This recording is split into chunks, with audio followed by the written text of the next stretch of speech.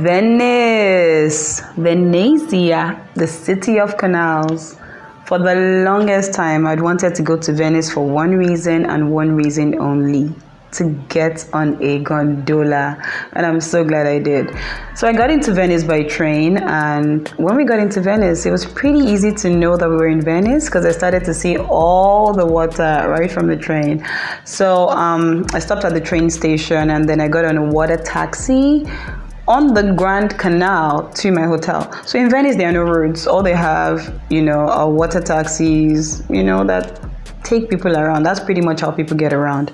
And I found it very fascinating that, the way we have bus stops, they have water stops. So when the water taxi comes to a stop at a particular water stop, they would anchor the water taxi, and then some people would disembark, some other people would get on the water taxi.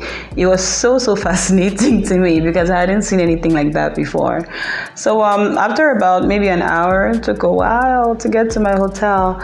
I was tired, I was hungry. I decided to step out for a bite to eat. And everybody always talks about pasta in Italy. And it's Venice, there's all that water, so there must be awesome seafood, right? So I went to a restaurant and then I sat down and I ordered seafood pasta. And I was really anticipating because I love seafood. When this food arrived there, I can't even describe or explain what that thing was that came. It was just shells and shells and shells. And I was like, what is this? Because I couldn't even figure out if I was supposed to start breaking the shells to get what was inside. They didn't even look like shells that contained anything inside. Maybe I'm the one that's just a bush girl, but honestly, I didn't understand what's going on. And I couldn't eat it. So I just gently stood up and I left that place. I had some gelato because, who goes to Italy without trying gelato? A bit of a hype in my opinion, but yeah, it was good. So the following morning, I went to San Marco. That's like the most popular place in Venice.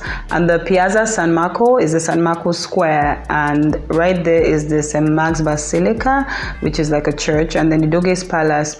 I think the Doge is supposed to be some kind of royalty, in Venice. So his palace was right there as well. I also did a lot of walking around and got to see the Leaning Tower and the Bridge of Sighs. And then I went to get on a gondola, which was the single most important reason that I went to Venice. Hola, Venezia. And I am on a gondola. And then when we were passing under the Bridge of Sighs, the gondola rider said to me that there was a tradition in Venice, and that when two lovers were passing under the Bridge of Sighs, they were supposed to kiss. Passing under this bridge,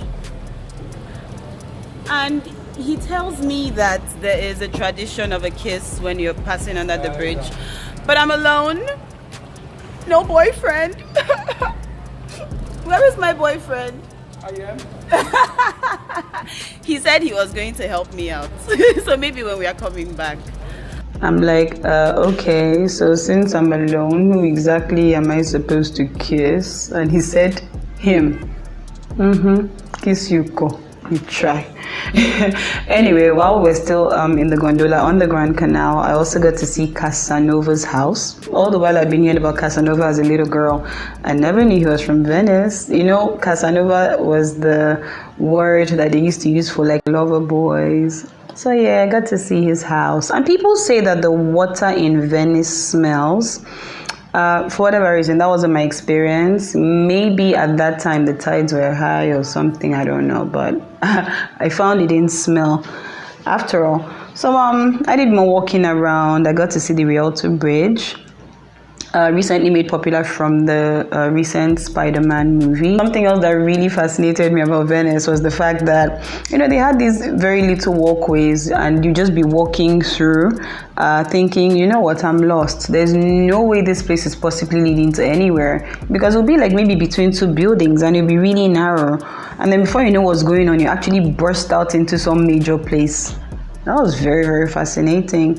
There were also like these very little chapels, it's just very small and very quaint. I walked around. And before you know what's happening, I found myself back at the train station where I had arrived the day before. So in essence, I had walked around the whole of Venice in one day.